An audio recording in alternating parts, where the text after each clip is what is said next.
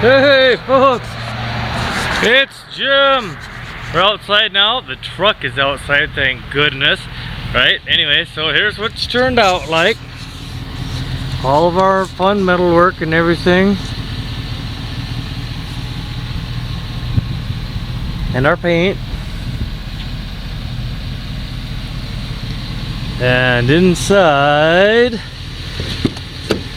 the truck's a little scabby, ticky-tacky, but anyway, now we're all back together, see, so need to get some of the dust off the back of my camera here so I can see.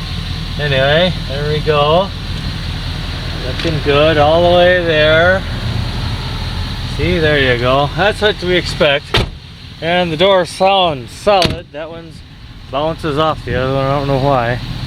Alright, so then we're headed over this way here to see the darn truck again. Nice.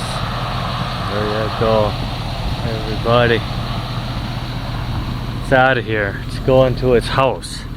Its own home, and I'm okay with that. So right now I'm letting it run with the battery on, or no, run so it can charge the battery, because the battery was dead from the door open all the time. But anyway, here you go again.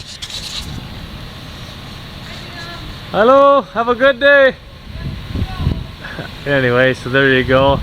Mine is a little darker, of course, on account of the nuclear, and theirs is just needs to get a buff and it would be okay. Anyway, I did get some DuPont paint that matched the exact number of the vehicle, because there's been work on it all in different places. So anyway,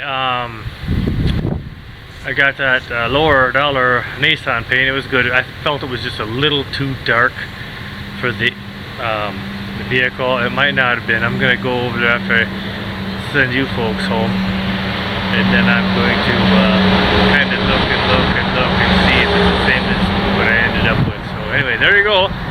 It's out. The guy's coming. Yay. Alright. Bye.